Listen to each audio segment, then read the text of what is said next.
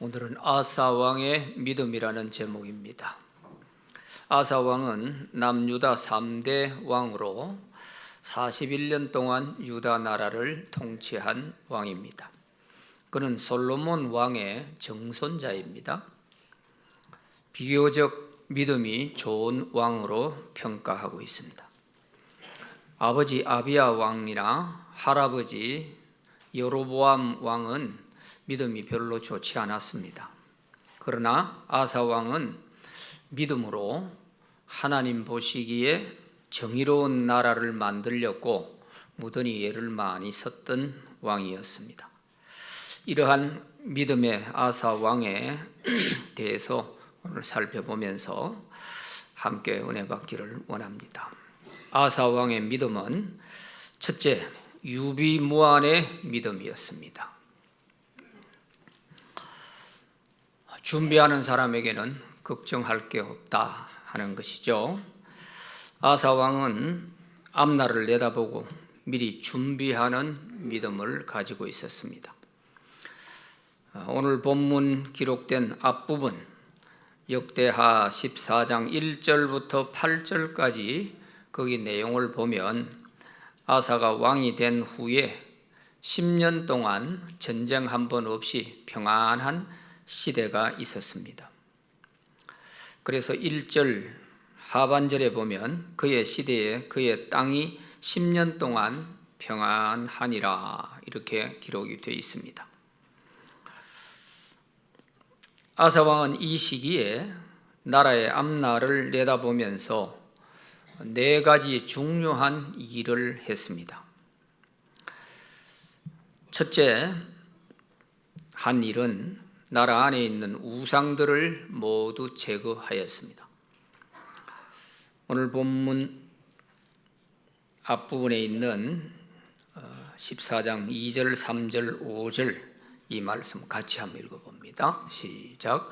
아사가 그의 하나님 여호와 보시기에 선과 정의를 행하여 이방 제단과 산당을 없애고 주상을 깨뜨리며 아세라상을 찍고 또 유다 모든 성읍에서 산당과 태양상을 없애매 나라가 그 앞에서 평안함을 누리니라. 아멘. 아사 왕이 믿음이 있으니까 하나님 보시기에 가장 악한 이 우상들과 또 폐륜적인 자들을 다 없애는 일을 했습니다. 이것들은 하나님 보시기에 좋지 않은 것들이죠.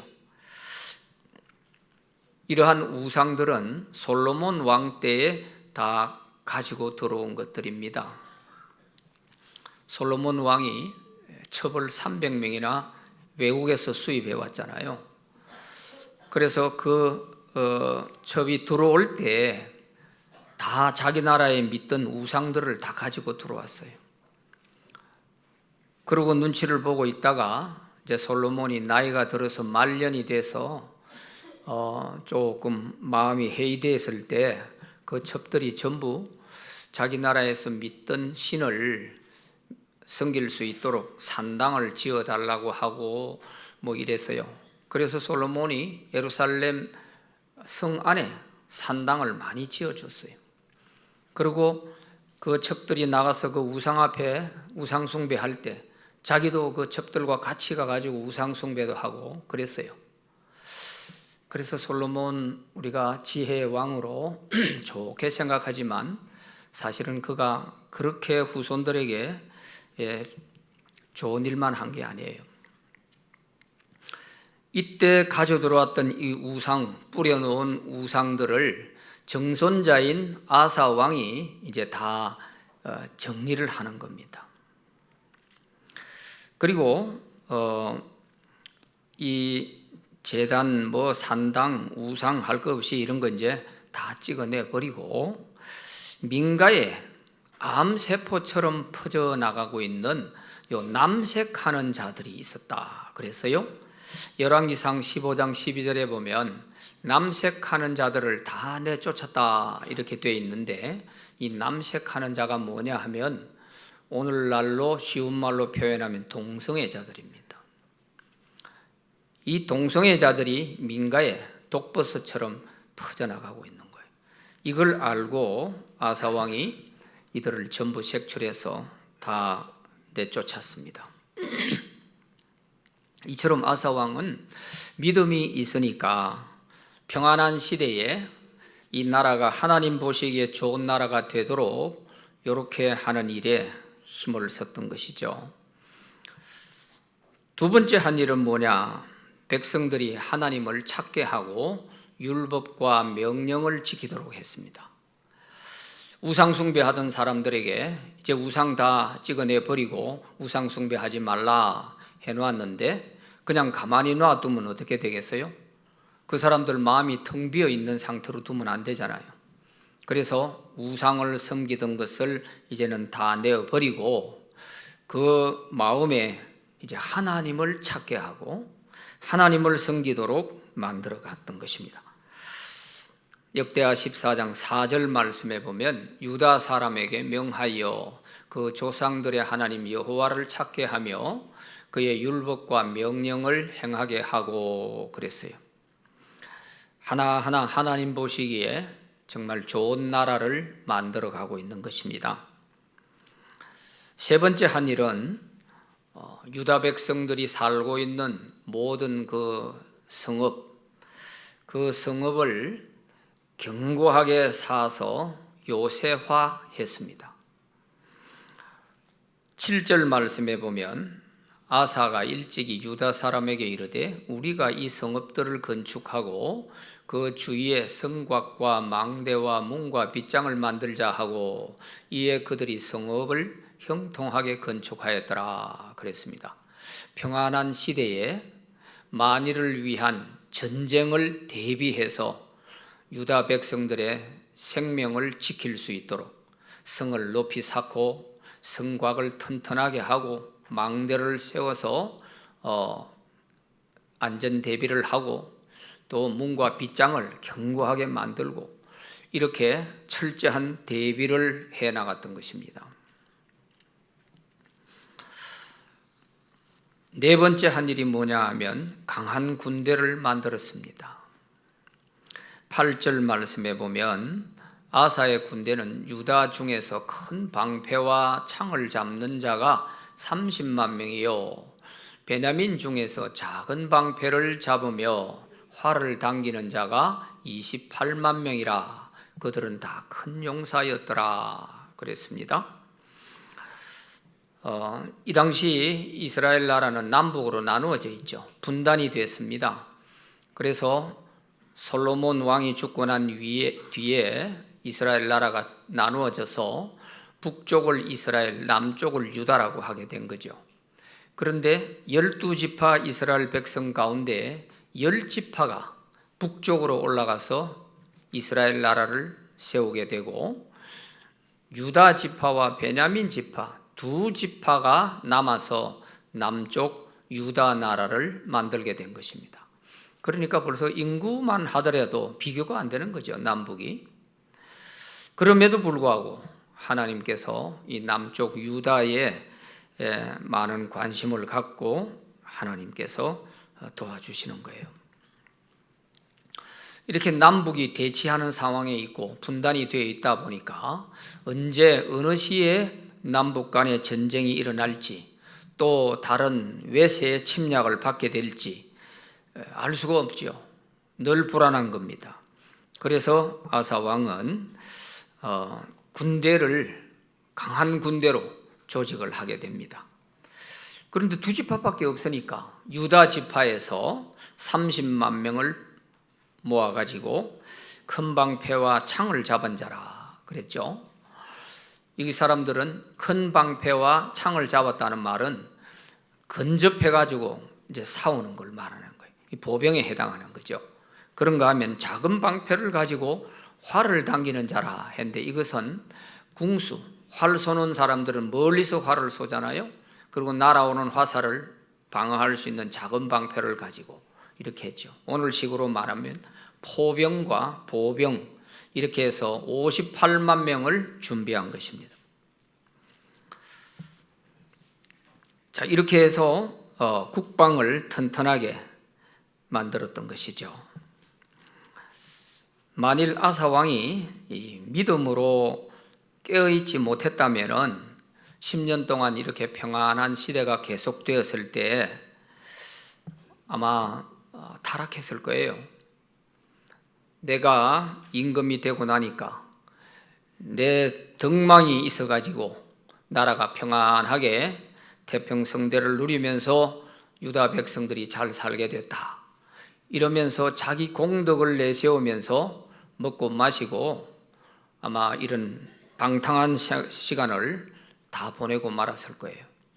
그런데 아사 왕은 믿음이 있다 보니까 이 평안한 시대 10년 동안에 다가올 앞으로의 전쟁과 여러 가지 이런 미래를 위한 준비를 하는 기간으로 만들었던 것입니다. 이게 바로 유비무환의 믿음인 것이죠. 마치 요셉이 애굽의 총리로 있을 때에 7년 동안 풍년이 들 때에 다가올 흉년 7년을 대비해서 곡식을 저장하고 이렇게 했지 않습니까? 이것처럼 아사 왕도 평안할 때에 앞으로 어떤 전쟁이 일어난다 할지라도 능히 대처할 수 있도록 준비해 나가고, 또한 유다 백성들로 하여금 영적으로 잘못된 우상에서 하나님을 찾고 하나님 앞에 바로 설 수 있도록 이렇게 만들어 갔던 것이죠. 오늘 우리도 평안하고 풍요할 때 앞을 내다보고 준비하는 이런 믿음이 필요합니다. 우리의 신앙도 평안할 때 말씀 많이 읽고 또 배우고 기도도 많이 하고 내 영역이 떨어지지 않도록 이렇게 잘 대비하는 것이 필요한 거예요. 그렇게 내 믿음을 단단하게 만들어 놓아야 예기치 못하게 다가오는 시험이 왔을 때에 능히 이겨낼 수가 있는 거예요. 그러지 못하고 평안한 때에 대비하지 못하고 그저 오히려 아무 근심 걱정 없이 평안할 때 더 나태하게 되고 게을러지고 이렇게 되면은 믿음 다 까먹는 거죠. 그래서 오히려 평안이 독이 되는 경우도 있는 거예요. 아사처럼 하나님이 평안을 주시면 그 평안을 앞날을 대비해 나가는 이런 유비무환의 믿음이 되면 좋은데, 대부분의 사람들은 평안하면 하던 기도도 안 합니다. 그러다가 안 보이던 사람이 새벽에 한번 보이면 저 집에 무슨 일이 생겼구나 이렇게 생각이 드는 거예요. 왜? 생전 안 하던 짓을 하니까. 이렇게 신앙생활을 하면 안 됩니다. 평안할 때 우리는 대비할 줄 아는 이런 지혜로운 믿음을 가져야 되는 거예요. 그래서 지혜로운 사람은 좋을 때 믿음 생활을 더 잘하는 겁니다. 시간이 있을 때 더 예배 잘 드리고 내 믿음을 단단하게 만들어 놓는 거예요. 이걸 모르면은 나중에 시험 앞에서 그냥 송두리째 다 무너져 내리는 겁니다. 아사의 믿음 두 번째는 위기 때 하나님을 의지하는 믿음이었습니다. 아사 왕이 10년간 평안할 때 신앙과 국방을 잘 준비했지 않습니까? 이렇게 해놓고 나니까 마치 아사 왕의 믿음을 한번 시험이라도 해보려는 것처럼 에디오피아 세라 장군이 100만 명의 군대를 이끌고 유다 나라를 쳐들어온 거예요.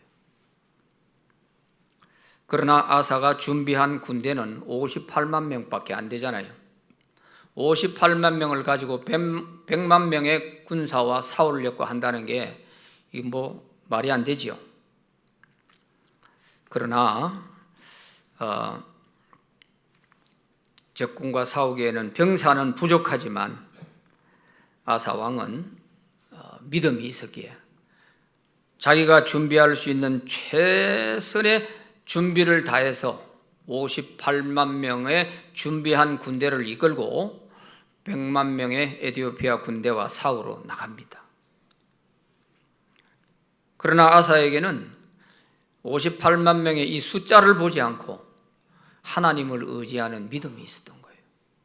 우리에게는 이 숫자가 중요한 게 아니고 우리에게는 하나님이 계신다 하는 이런 믿음 가지고 당당하게 100만 명의 에티오피아 군대와 싸우러 가는 것입니다.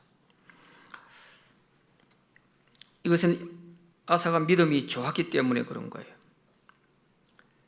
하나님을 의지하고 당당하게 나갈 수 있는 이거는 그야말로 아사의 믿음이죠. 그러나 믿음이 약한 이 왕들은 보면 위기가 왔을 때에 하나님을 의지하기보다는 돈을 의지하고 강대국을 의지하고 이래가지고 나라가 영커들이 난 그런 역사를 성경에서 많이 볼 수 있어요. 우리가 잘 아는 히스기야 왕 같은 사람, 얼마나 믿음 좋은 사람으로 우리가 알고 있잖아요. 그런데 그가 기도하면서 믿음 좋을 때는 아수르 군대 18만 5천 명도 그저 하룻밤 사이에 송장이 다 되게 하고 하는 놀라운 이런 믿음의 사람이었는데 그 히스기야도 믿음이 떨어지니까 형편없는 거예요.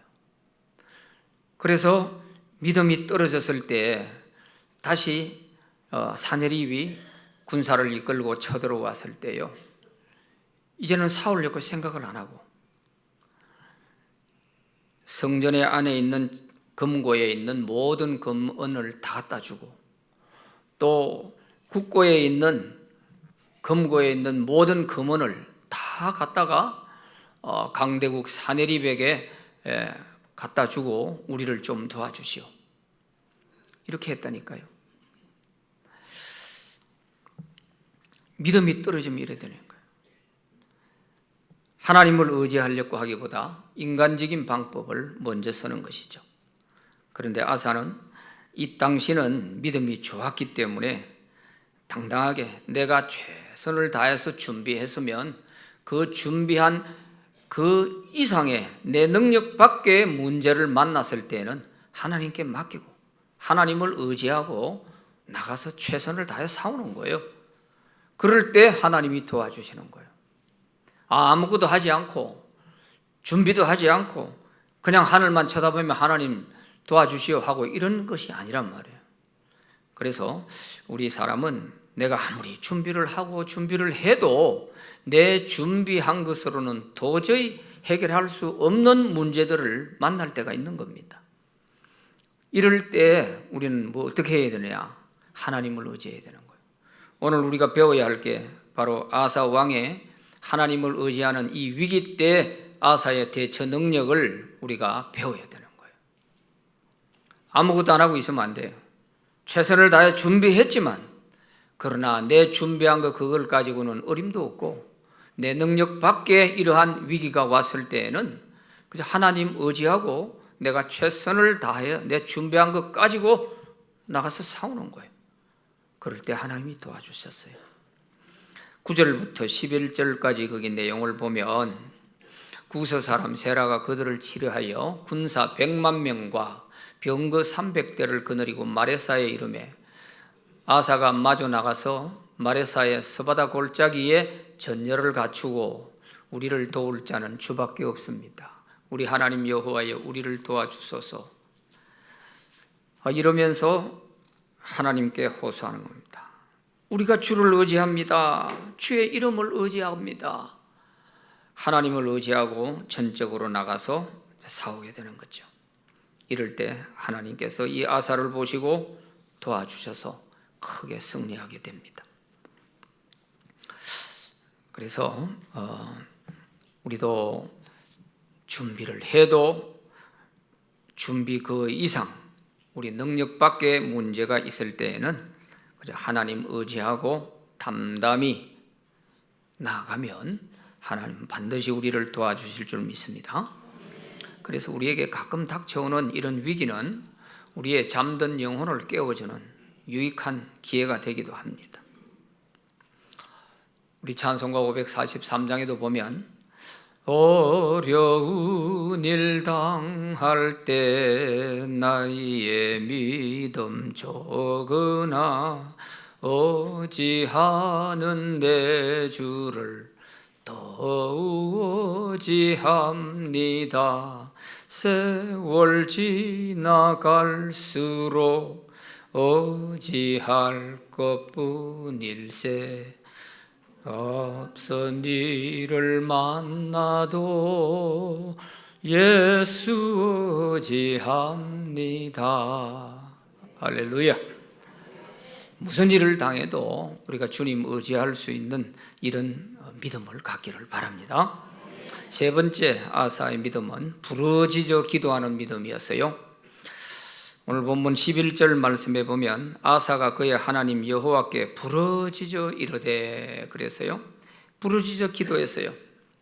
주님밖에 우리를 도와줄 자가 없습니다. 하나님은 우리 하나님이 아니십니까? 우리를 도와주세요. 사람이 하나님을 이기지 못하게 해주세요. 이러면서 정말 멋진 기도를 하고 있어요.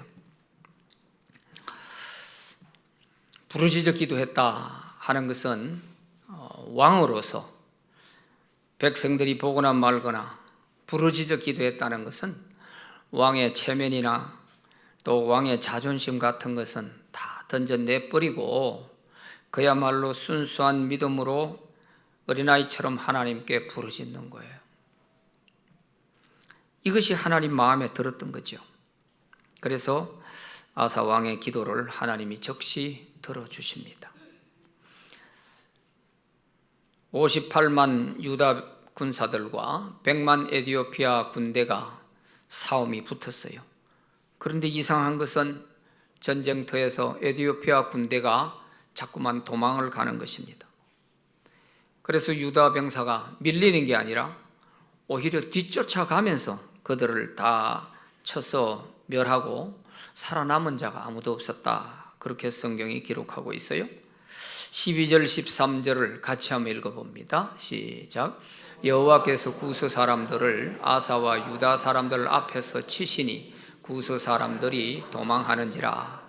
아사와 그와 함께한 백성이 구스 사람들을 추격하여 그랄까지 이르매 이에 구스 사람들이 엎드러지고 살아남은 자가 없었으니 이는 여호와 앞에서와 그의 군대 앞에서 패망하였습니다. 노력한 물건이 매우 많았더라. 아멘. 12절에 보면 여호와께서 구스 사람들을 치셨다. 유다 사람들이 친 게 아니라 여호와께서 구스 사람들을 아사 임금과 유다 병사들 앞에서 하나님이 그들을 쳐서 망하게 한 것입니다. 그러니까 그들이 점점 도망가게 되고요. 유다 백성들은 하나님의 도구로 쓰임받았지만 하나님께서 에티오피아 병사들 마음속에 유다 백성들에 대한 유다 군대에 대한 두려움을 갖게 하고 그러니까 도망을 가는 거예요. 하나님이 이 전쟁에 개입을 하신 거죠. 아사를 도와준 겁니다. 아사의 기도가 있었으니까요. 이래서 전쟁에서 크게 승리를 하고 많은 전리품을 얻어가지고 돌아왔다 그랬습니다. 이렇게 아사 왕이 믿음으로 또 유비무환에 대한 자세로 이렇게 해서 갑자기 생겨난 에티오피아 군대를 다 물리치고 나니까 하나님이 또다시 아사의 앞날에 25년 동안 평안한 시대를 열어주십니다. 10년 동안 평안하게 해주셨을 때에 잘 대비하고 준비하니까 또 하나님께서 생각지 못했던 이런 적군의 침략을 물리치고 이겨낼 수 있었잖아요. 이때 믿음을 준비하지 않고 백성들의 영혼을 깨우지 않고 그냥 자기 공덕을 내세우며 먹고 마시고 이렇게 지내버렸더라면 패배했겠죠. 그랬는데 이제 그 아사의 믿음이 이 에티오피아 군대를 물리치고 25년 동안을 하나님이 평안하게 만들어 주셨던 것입니다. 오늘 우리도 믿음으로 기도하는 용사들이 되어야 할 것입니다. 그래서 위기를 만나도 자신의 신앙을 지키는 것은 말할 것도 없고 우리나라의 평화를 위해서도 우리가 기도할 때 하나님께서 이 나라를 지켜주실 줄로 믿습니다. 6.25 전쟁 때도 한국 교회가 이 나라를 지켜냈습니다. 누가 뭐래도 저는 그렇게 믿고 싶습니다. 6.25 당시에 우리 남한에 예수 믿는 사람이 50만 명 정도 됐습니다. 이 하나님을 믿는 50만 명의 기도하는 용사들이 있었기에 그 전쟁에서 버텨낼 수가 있었어요. 오늘 이 대한민국이 존재할 수가 있게 됐어요. 그 당시 남북의 이 군사력을 비교해 놓은 걸 보니까 이 게임이 안 되는 거예요. 이거는 아예 뭐 전쟁이라 할 것도 없이, 그러니까 김일성이가 소련의 스탈린에게 가가지고 우리가 남침을 하려 하는데 허락해 주시오 하고 갔을 때에 김일성이가 일주일이면 우리가 남한을 다 점령하고 충분합니다, 이렇게 제안을 했다는 거예요. 그런데 이렇게 하는 것도 스탈린에게 50분을 가가지고 이 남한을 침략하겠다고 하는데도 허락을 안 해줬대요. 그러다가 이제 1950년 6월에 가서 갑자기 허락을 하게 된 거죠. 자, 이렇게 해서 그 당시 군사력을 보면요, 북한은 병력이 20만 명이 넘었는데 우리 남한은 그 당시에 10만 명 정도밖에 안 됐어요. 그러니까 벌써 병력에 있어서도 게임이 안 되는 것이고, 또 이 전투기가 북한에는 226대가 있었던 반면에 우리 남한에는 22대 있었어요. 그것도 훈련기밖에 없었어요. 전투기가 아니고 조종사 훈련하는 훈련기. 그리고 군함은 북한이 110척이 있는 반면에 우리 남한에는 36척이 있었어요. 또 화포가 북한에는 2492문이 있었는데 우리 남한에는 1051문, 또 북한에는 242대의 탱크가 있었는데 우리 남한에는 탱크가 한 대도 없었어요. 소련제 탱크 242대를 앞세워서 밀고 내려오니까 뭐 거칠 게 없죠. 무엇이 그걸 가로막을 수 있겠어요? 그래서 6.25 전쟁 영화들 여러분 보면은 탱크가 밀려오는데 탱크를 막을 재간이 없으니까, 그래서 수류탄 들고 그냥 죽을 각오하고 탱크에 뛰어 들어가지고 그 탱크 안에 수류탄 던져놓고 폭파시키고 그것밖에 할 게 없는 거예요. 이런 상황에서 어떻게 우리 남한이 버텨낼 수 있었나? 그거는 50만 성도들이 기도하는 그 기도를 통해서 하나님이 기적을 베풀어 주셨기 때문에 그래요.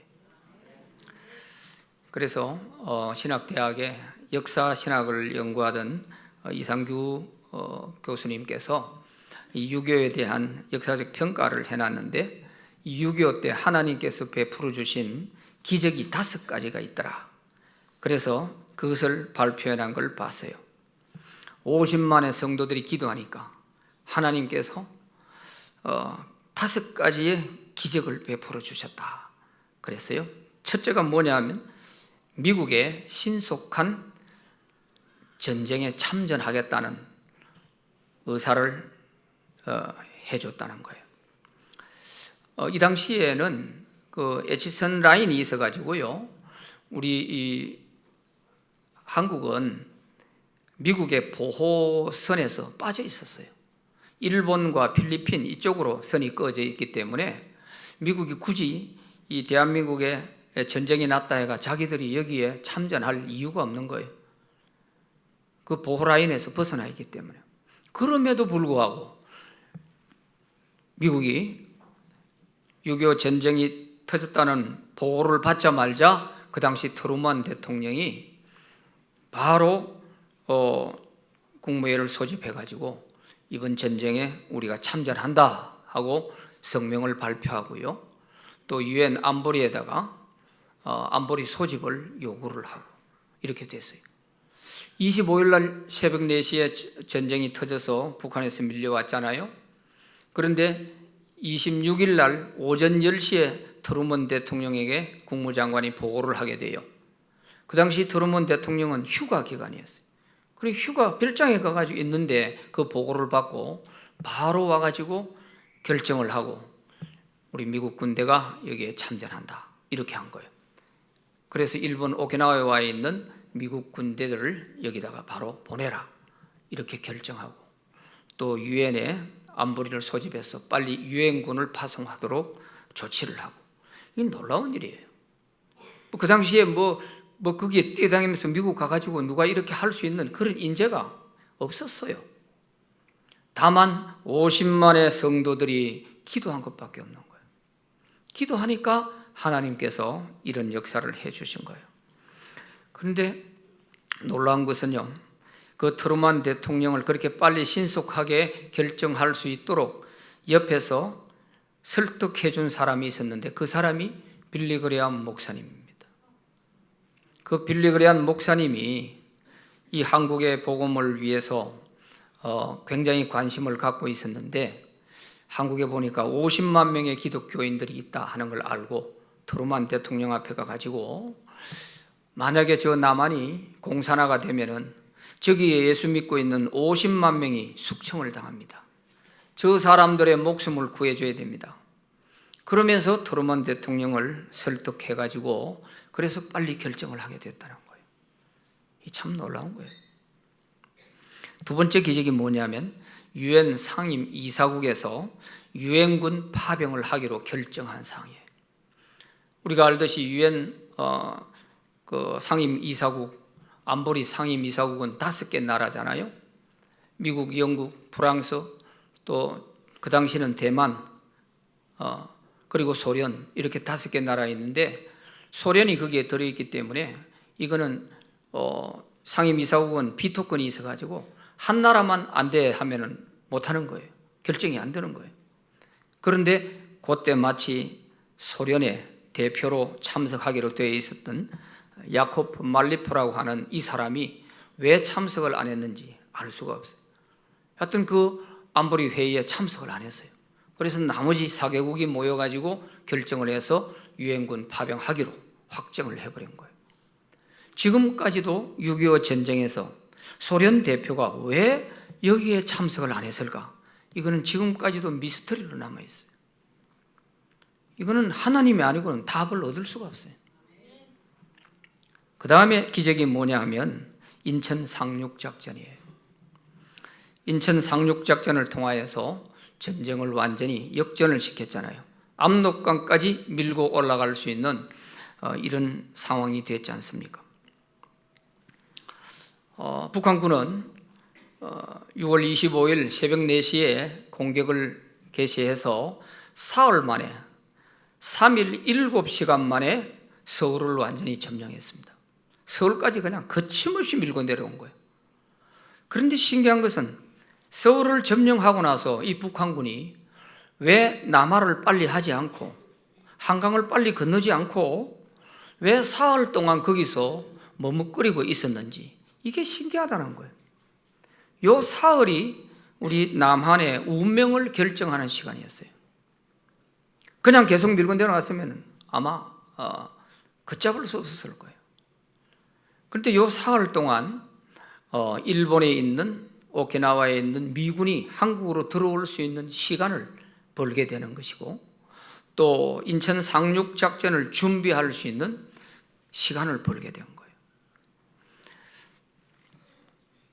그리고 이 3일 동안에 그 시간을 낭비함으로 인해 가지고 남한은 이 낙동강 전선을 정비할 수 있는 이런 시간을 갖게 되고 참 중요한 그런 시간을 우리에게 주신 거예요. 하나님께서 그 시간을 주신 거예요. 그리고 이제 학자들이 이제 분석해 놓은 걸 보면 사흘 동안 이 북한군이 서울에 와가지고 머물렀을 때 착오가 생겨서 그랬을 것이다 이렇게 보는 사람이 있어요. 뭐냐면 그 당시 이 남한 안에는 남노당원들이 있었어요. 북한의 김일성의 지령을 받아가지고 이 남한을 적화시키는데 앞장설 사람들 이게 남노당원들인데 그 남노당원들이 33만 명이 이 남한에 있었어요. 그래서 김일성이는 이거를 믿고 우리가 내려가면 너희들이 그 안에서 폭도를 일으켜가지고 그냥 대문을 열듯이 활짝 열어라. 그러면 우리가 확 밀고 내려가겠다. 그래서 일주일이면 다 점령한다 큰 소리 쳤던 이유가 바로 그거였어요. 제주도 4.3 사건이니 뭐니 하면서 하는 사람들이 전부 이 사람들이 다 주동이 된 거거든요. 그런데 참 하나님이 기가 막힌 거예요. 박근혜가 북한으로 올라가 버리고 난 뒤에 그 뒤에 서울시 남노당 대책 총책임자를 맡았던 홍민표라고 하는 사람이 있었는데 이 사람이 전향을 한 거예요. 남노당에서 자수를 해가지고 대한민국으로 전향을 한 거예요. 근데 자기만 한 것이 아니고 그 33만 명을 이끌고 가는 그 지도자들 16명을 설득해가지고 같이 이렇게 전향을 하게 된 거예요. 그러다 보니까 김일성이가 서울까지 내려왔는데 가만보니까 이 사람들이 폭도를 일으켜가지고 확 이렇게 도와줄 줄 알았는데 아무 반응이 없는 거예요. 굉장히 당황했다는 거예요. 그래서 이 3일 동안 이거 어떻게 해야 되나 하는 그거를 다시 작전을 짜느라고 좀 시간을 보낸 거 아닌가 뭐 이렇게 해석을 하는 사람도 있는데 이것보다는 그저 하나님께서 이 기간을 주셨다 이렇게 봐야 될 것 같아요. 참 신기한 거예요. 안 그랬으면 완전히 적화되고 오늘날 대한민국은 없었겠죠. 네 번째 기적이 흥남 철수 작전입니다. 1950년 12월 11일부터 24일까지 이 미국의 알몬드 소장을 중심으로 해가지고 흥남 철수 작전이 시작돼요. 왜냐하면 인천 상륙 작전으로 인해 가지고 북진을 했잖아요. 압록강까지 밀고 올라갔는데 중공군이 개입을 하면서 일사 후퇴가 이루어지게 되잖아요. 그래서 다시 후퇴를 해야 되는 상황에서 빨리 갈 수가 없는 거죠. 그러니 전부 흥남부두로 피난민들과 군대가 집결을 하게 됐어요. 그래서 이 사람들을 후방으로 대피를 시켜야 되는데 그 당시 뭐 군함이 뭐 많이 있어요. 뭐 안 되잖아요. 그러니까 화물선이 그 당시 화물선 미국 국적의 메르디스 빅토리오라고 하는 이 화물선이 하나 있었는데 길이가 한 198m 정도 되는 이런 큰 화물선이었어요. 그래서 이 배로 이제 실어다 나르는 겁니다. 성탄절 전날까지요.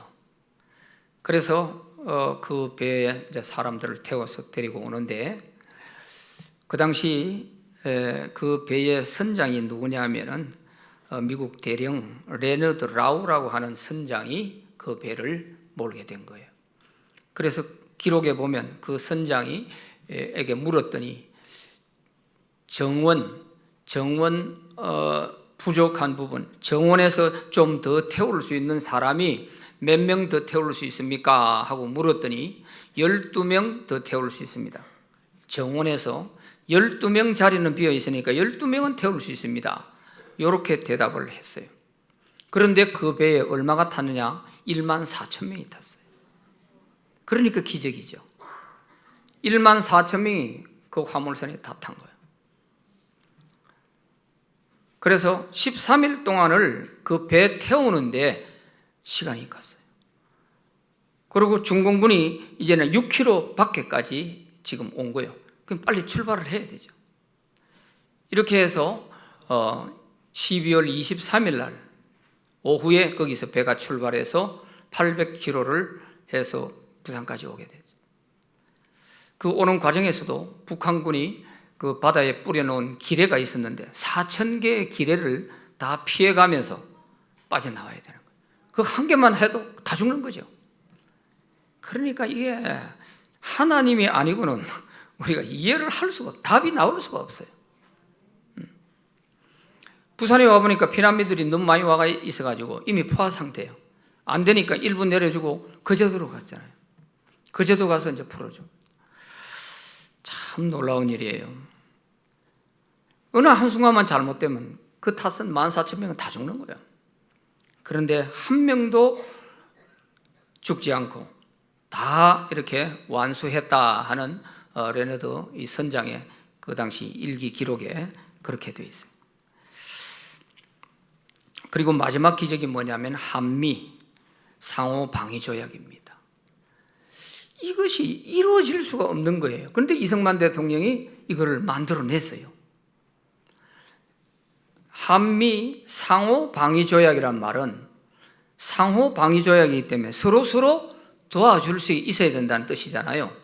그 당시 우리 한국이 미국 도와줄 게 뭐 있어요? 아무것도 없는, 도움만 받아야 될 상황인데 무슨 상호예요, 상호. 그런데 이승만 대통령이 배짱이 좋은 거예요. 그 당시에 이제 트루먼 대통령이 갑자기 죽고 아이젠하워 대통령이 당선이 됐어요. 이 사람이 당선이 되면서 선거 공약이 뭐냐면은 한국 전쟁을 빨리 휴전시키겠다, 종전시키겠다, 이거를 공약으로 걸고 대통령이 됐어요. 그러니까 자기 공약 실천을 위해서라도 빨리 휴전을 해야 되겠는데 이승만 대통령이 휴전에 동의를 안 하는 거예요.